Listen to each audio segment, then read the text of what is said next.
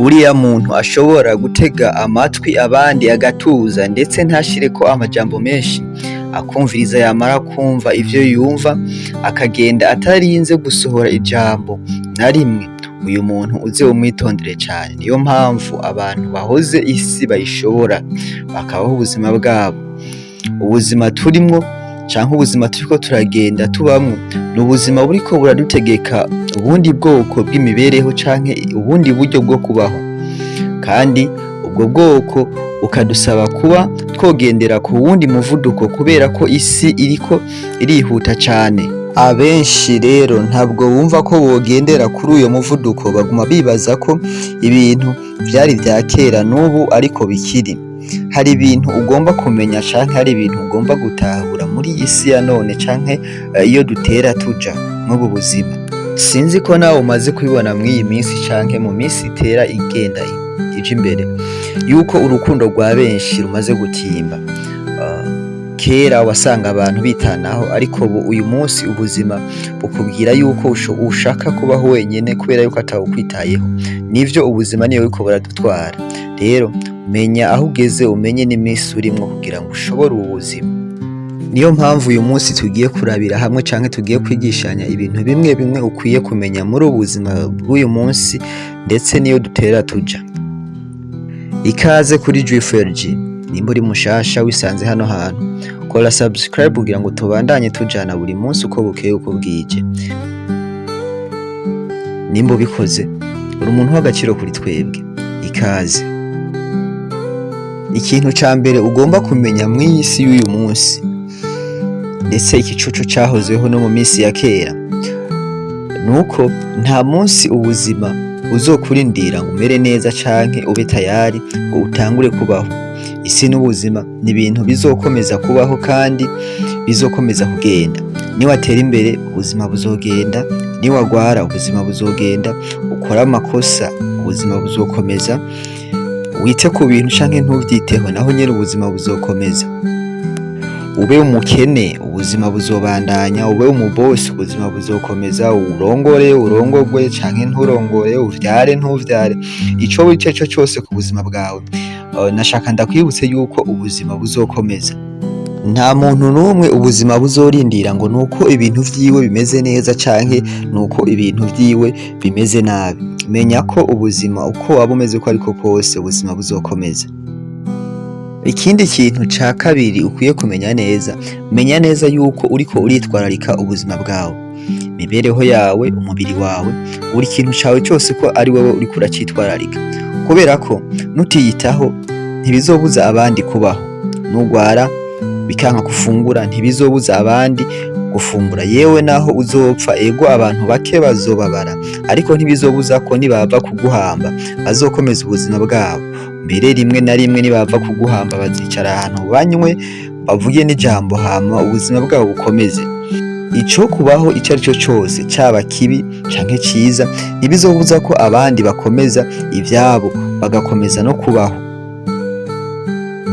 Ikindi kintu ca gatatu ugomba kumenya, nimba udashobora kumva ko wofata ingingo ku buzima bwawe, ukaba urindiriye ko abandi bagufatira ingingo, menya ko ubuzima bwawe uriko urabusiga, kandi menya ko uriko urihemukira. Nimba udashobora kwicara ngo wubake ubuzima bwawe, hariho uwundi muntu azoza mu buzima bwawe, uzomufasha kubaka ubwo buzima bwiwe, usange ubwiwawe warabwononye. Iri jambo ababosi bararizi cyane kandi bazi no kurikoresha.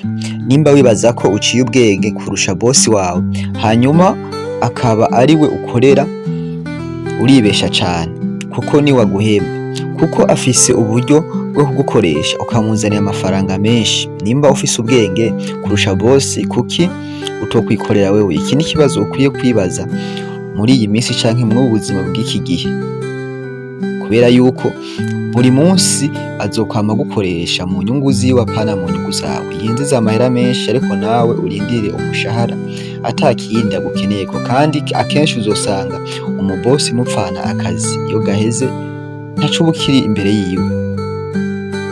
Ikintu ca kane ukwiye kumenya aho tugeze ubu, umuntu umuntu ahoze cyane, wa wundi ugira amabanga mu buzima bwiwe, igisi arayishobora. Ba umuntu ahoze ibintu vyiwe, kora ibikorwa vyawe, numara kubikora bikakuzanira inyungu canke ukagera aho wipfuza, uvyishimire mw'ibanga wowe n'umuryango wawe. Ibi bizokurinda amashari y'abandi bantu, kuko tugeze mu bihe buri muntu wese ashaka kuba uwa mbere. Isi canke ubuzima bw'uno munsi buriko badutwara kuri pression yuko buri wese ashaka kuboneka ko ari wabayeho neza canke ari mu buzima bwiza. Rero iyo ugerageje ikintu ukagikora, si wa wundi yagikoze ubwa mbere akanakurusha canke wa wundi ataragikora, bose bakugirira ishari, kuko ubuzima bw'uno munsi budushira kuri pression canke budushira mu mahiganwa. Rero niwavyerekana uzoba wivyariye abansi canke uzoba wishize mu rugamba wowe nyene utazi, usanga uri kurwana intambara utazi aho zaturutse.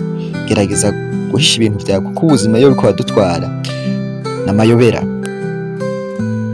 Ikintu ca gatanu ukwiye kumenya mw'iyi minsi canke mw'iyi si turiko turajamwo, ntuzigere na rimwe wicuza canke ngo urogerete ku bintu vyabaye canke kuri kahise kawe. Urogerete aho wavukiye, ubuzima bubi waciyemwo, ahubwo ico gukora ni ugufata aho hahise hawe canke izo ngorane waciyemwo, ukazikuramwo ikigo, ukavuga ati none ko nisanze hano hantu, canke ko nisanze mw'izi ngorane, canke ko nakoze ibi bigatuma bimera uku, nkora iki canke bigende gute? Kuko nuguma wicuza ngo iyo menya, ubuzima ntibuzokurindira, kandi abandi bazokomeza kubaho bategura imigambi yabo bayishikako, nawe ukiri muri vya bindi uvuga ngo iyo bibuka iyo hataba naka canke bitagenda uko, kandi abandi bazokomeza gutera imbere. Uzosanga uri kuricuza impamvu wavukiye mu muryango wawe, kandi ntabwo wigeze ubihitamwo. Usange utanguye kwicuza impamvu wize hariya. Niwitegereza neza ukaraba, uzosanga hari ibintu udafise ko control, hari ibintu bigomba kuba uko vyabaye, nta nico wabihindura canke nta nico wabikora kugira bihinduke, kuko ni kw'isi imeze. Uretse gusa gusenga Imana ikaguha kuvyakira wowe n'umutima wawe.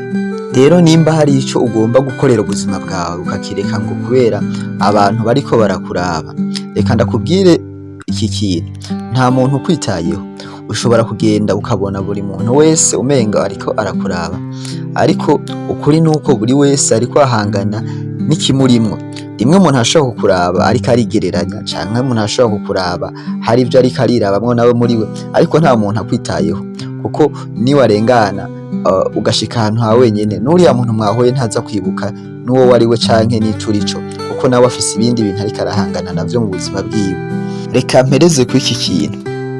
Mu buzima turimwo uno munsi, urashobora gusangira akazi n'umuntu, mugasangira inzu, urusengero, impuzu, ndetse n'igitanda ugasanga muragisangira, ariko ugasanga ibibazo mutabihuje.